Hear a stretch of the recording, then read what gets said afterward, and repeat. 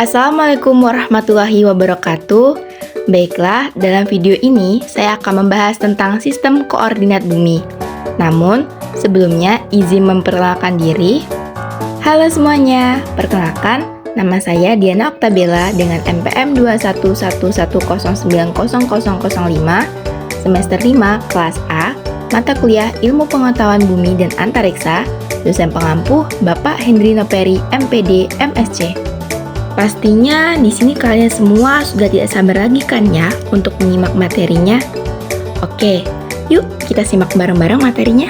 Baiklah, untuk pembahasan yang pertama, kita akan membahas tentang definisi sistem koordinat bumi. Untuk sistem koordinat sendiri, yaitu dapat didefinisikan sebagai kerangka referensi matematis yang digunakan untuk menentukan atau menggambarkan posisi atau lokasi suatu objek atau titik dalam ruang.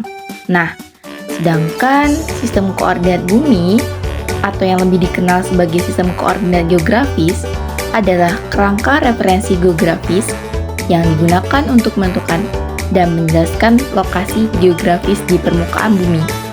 Sistem ini memungkinkan kita untuk secara presisi menentukan lokasi suatu titik atau objek di bumi. Kemudian selanjutnya, apakah ada yang masih kenal atau ingat dengan angka-angka ini? 6 derajat lintang utara sampai 11 derajat lintang selatan dan 95 derajat bujur timur sampai 141 derajat bujur timur. Nah, untuk saya pribadi, angka-angka ini dulu saya pelajarinya waktu duduk di bangku sekolah dasar mengenai letak Indonesia. Kalau dulu sewaktu mempelajari pelajaran matematika di SD, saya belum begitu paham mengenai apa artinya angka-angka ini. Tapi, kemudian setelah kita mempelajari tentang pemetaan, mempelajari sistem koordinat geografis, kita harus paham apa arti dari angka-angka ini. Selanjutnya, dalam sistem koordinat geografis, penentuan posisinya, pertama kita gunakan garis bujur. Garis bujur sendiri disebut juga dengan garis meridian atau longitude atau bisa disimbolkan dengan alfabet Yunani, yaitu lambda. Nah, kalian sebenarnya pada tahu nggak sih apa yang dimaksud dengan garis bujur? Oke, jadi garis bujur itu adalah garis hayal yang mengukur jarak di timur atau barat terhadap meridian 0 atau prime meridian. Nah, garis bujur itu membentang dari kutub utara hingga kutub selatan, dan setiap titik di bumi memiliki garis bujur unik yang menunjukkan lokasinya di sebelah timur atau barat dari Greenwich Meridian.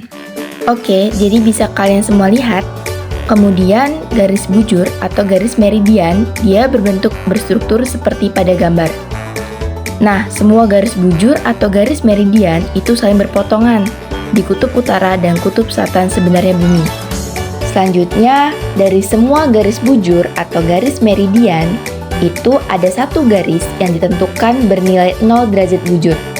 Pada gambar, itu ada di bagian tengah, di mana 0 derajat bujur ini dinamakan garis meridian utama atau prime meridian.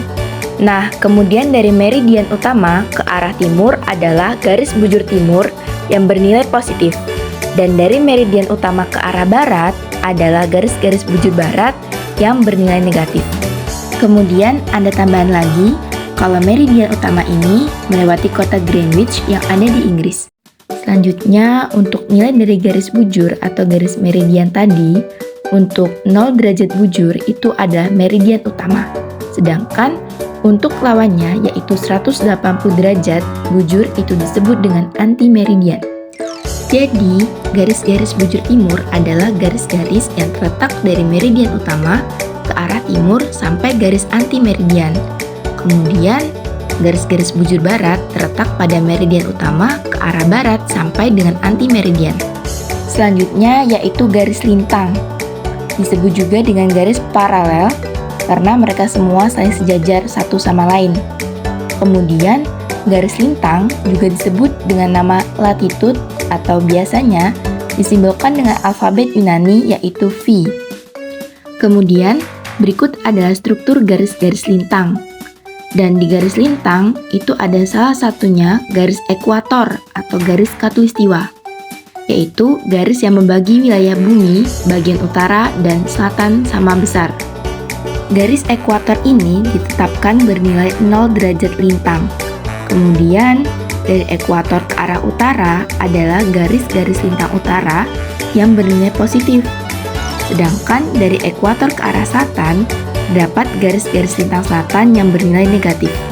Kemudian, untuk nilai besarnya garis lintang, mulai dari 0 derajat sampai dengan 90 derajat lintang utara, jika ke arah utara, dan ke arah selatan sampai 90 derajat lintang selatan yang ke arah selatan. Jadi, tidak mungkin ada garis lintang yang besarnya lebih dari 90 derajat. Kemudian, 90 derajat lintang utara ini adalah lokasi kutub utara sebenarnya bumi, dan 90 derajat lintang selatan adalah lokasi kutub selatan sebenarnya bumi. Nah, jika diproyeksikan pada peta dunia, terutama jika kita menggunakan proyeksi Mercator, garis-garis bujur yang ada pada bumi menjadi garis-garis tegak seperti yang digambar bagian pertama, yaitu garis vertikal yang nilainya dari 180 derajat bujur barat sampai 180 derajat bujur timur. Kemudian, garis lintang pada permukaan bumi digambarkan menjadi garis-garis horizontal seperti yang ada pada gambar kedua, yang nilainya dari 90 derajat lintang utara sampai 90 derajat lintang selatan. Dan kalau digabungkan keduanya, garis bujur maupun garis lintang, pada peta yang menggunakan Mercator akan membentuk garis grid atau kotak-kotak seperti pada gambar. Kemudian ada contoh kasus, bagaimana jika kita mendapatkan data suatu koordinat di permukaan bumi, di mana setelah ditelusuri lebih jauh, didapatkan informasi bahwa yang 110,20461 adalah bujur dan negatif 7,6739 adalah lintang. Nah, berarti bisa kita simpulkan bahwa nilai bujurnya adalah 110,2461 bujur timur karena nilainya adalah positif. Kemudian, untuk lintangnya bisa kita simpulkan jadi 7,60739 lintang selatan karena nilainya negatif. Nah, jika kita sudah memberikan akhiran lintang selatan seperti ini, negatifnya tidak perlu kita tulis lagi.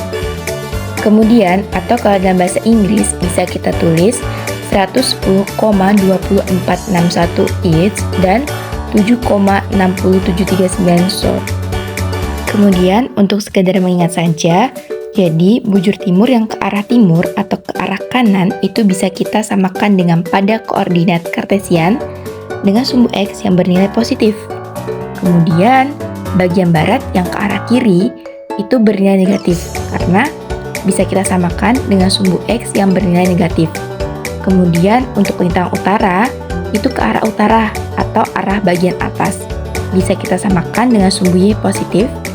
Lalu, untuk lintang selatan yang ke arah selatan atau bagian bawah bisa kita samakan dengan sumbu Y negatif. Ini hanya untuk sekedar mengingat, karena pada dasarnya memang sistem koordinat kartesian tidak bisa kita samakan persis dengan sistem koordinat geografis. Kemudian di sini kita kembali lagi membahas mengenai letak Indonesia yang sering dibahas pada buku pelajaran. Di sini, kalau kita perhatikan pada gambar, dapat kita simpulkan bahwa wilayah darat, terutama wilayah darat Indonesia, pada bagian paling utara itu dibatasi oleh garis 6 derajat lintang utara. Kemudian, wilayah darat Indonesia paling selatan dibatasi oleh 11 derajat lintang selatan. Kemudian, wilayah Indonesia paling barat dibatasi oleh 95 derajat bujur timur dan wilayah Indonesia paling timur dibatasi oleh 141 derajat bujur timur. Di sini, kenapa wilayah Indonesia ada yang masuk di lintang utara, ada yang masuk di lintang selatan? Jawabannya, ya karena Indonesia dilewati oleh ekuator atau garis khatulistiwa, sehingga ada yang masuk ke lintang utara, yaitu di utaranya ekuator, dan ada yang masuk ke lintang selatan, yaitu selatannya ekuator. Kemudian, semua wilayah Indonesia itu masuk bujur timur. Jadi, dari paling barat sampai paling timur itu semuanya masuk bujur timur karena seluruh wilayah Indonesia itu berada di timur garis meridian utama, jadi tidak ada wilayah Indonesia yang masuk di bujur barat. Baik, yang selanjutnya yaitu adalah manfaat sistem koordinat bumi. Yang pertama, ada pemetaan dan navigasi. Yang kedua, itu memudahkan untuk penelitian ilmiah. Yang ketiga, untuk memudahkan pertanian dan lingkungan. Yang keempat, itu manajemen sumber daya alam. Yang kelima, itu memudahkan kita untuk menentukan waktu. Yang keenam, itu untuk telekomunikasi dan jaringan infrastruktur. Yang ketujuh, yaitu untuk pemeliharaan wilayah perbatasan. Yang kedelapan, itu pariwisata. Dan yang terakhir, itu digunakan untuk penyelidikan kriminal. Baiklah, itu tadi materi tentang sistem koordinat bumi. Kurang lebihnya saya mohon maaf. Dan jangan lupa follow Instagram saya, nana_na29. And thank you. Wassalamualaikum warahmatullahi wabarakatuh.